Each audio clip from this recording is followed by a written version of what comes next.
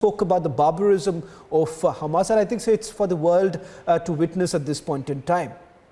But the question here is, with the US president landing in Israel and several countries coming together and supporting Israel at this point in time, do you believe that there would be pressure on Israel perhaps to rethink their entire strategy with regards to whether at all there's going to be a ceasefire? Will that be acceptable to the Netanyahu administration in Israel? Well, first of all, the visit of President Biden is very, very important. And the visits of Chancellor Scholz yesterday was very important. And I think that President Macron and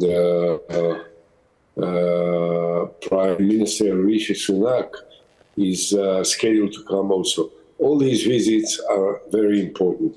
But of course, still the question is, how do we deal with Hamas?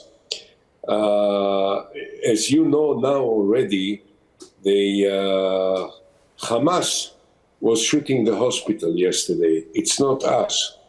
But we are taking the blame for something that they did to their own people. And how many of them they killed, I don't know, but they killed quite a few. But they did it, not us. But we have to bear the consequences. So the question is, how long will the international community continue their support to the state of Israel, considering the fact that Hamas is an ISIS organization and it needs to be removed.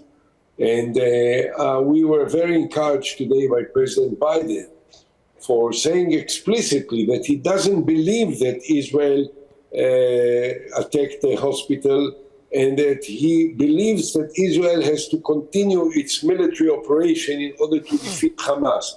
The same was said today in Parliament in London by Prime Minister Rishi Sunak. He also said that he doesn't believe all these accusations about Israel, and at the same time, he believes that Israel has a right to fight against its adversaries.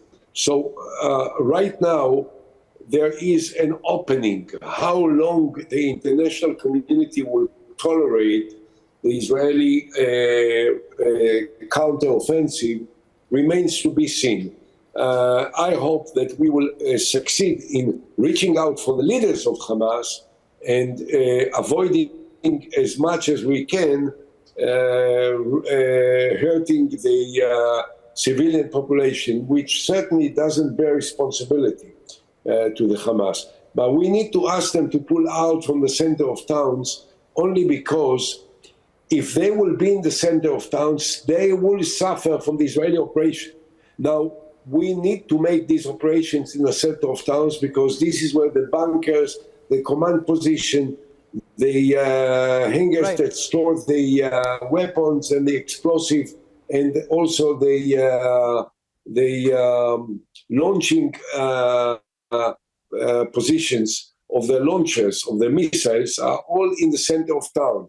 So we need to reach out for the center of town. We don't want to hit the population, so they had to be moved, and there will be a humanitarian corridor that will take place of them. And in the same time, we'll be able to reach out for the leaders of Hamas.